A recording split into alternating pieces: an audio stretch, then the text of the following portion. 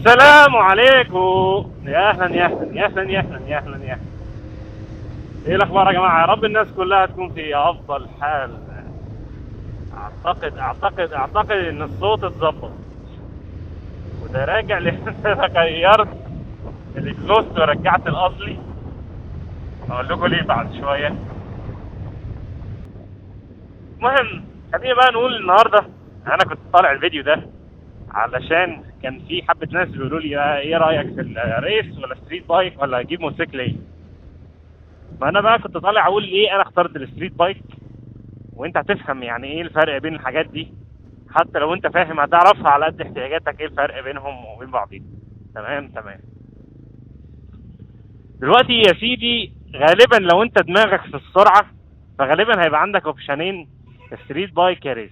حلو. فسيبك بقى من الكروزر ده خليه على جنب، سيبك من التورينج خليه على جنب، لان الحاجات دي احتياجاتها مختلفه عن الاثنين التانيين اللي انا قلت عليهم اللي هم الستريت بايك والريس. الستريت بايك زي بتاعي، الريس لاغلب الناس يعني عارفينه اكيد. فالستريت بايك يفرق عن الريس في ايه؟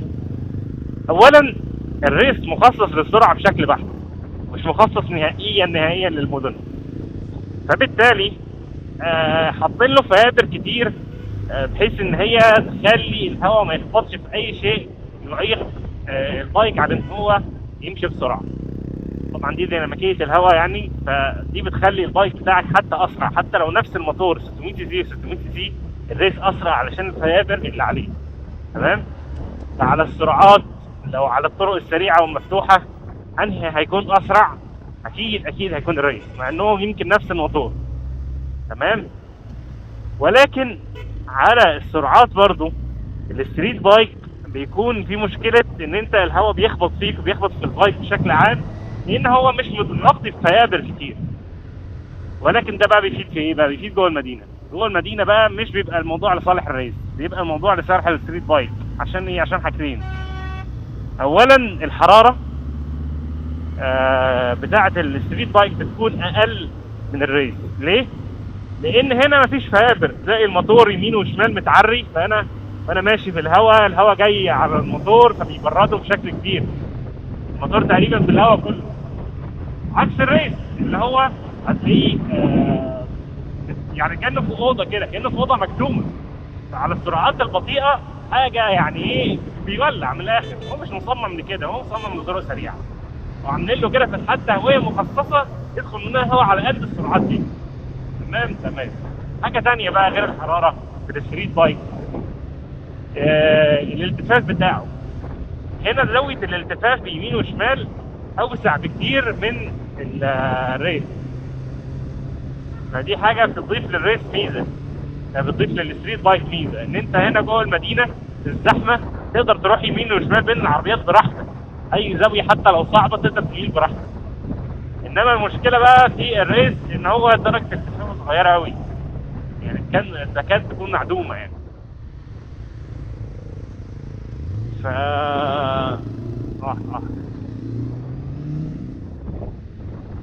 فده بيخليك كده ايه جوه المدينه مبسوط بالبايك.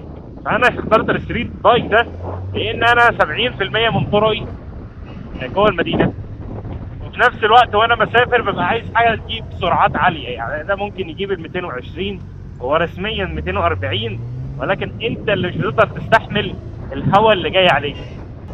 الهواء ممكن يدخل في بقك كده تفضل تعمل اللي هو كده يعني. ف يعني من الاخر كده انت لو هتمشي كل يوم على طرق ضيقه كده والدنيا زحمه خليك في الريس، خليك في الستريت بايك. عندك طرق مفتوحه دايما تحب السرعه قوي خليك في الريس. تمام. بس لو هتجيب حاجه بقى من الريس عيوبه بقى قعدته سيئه.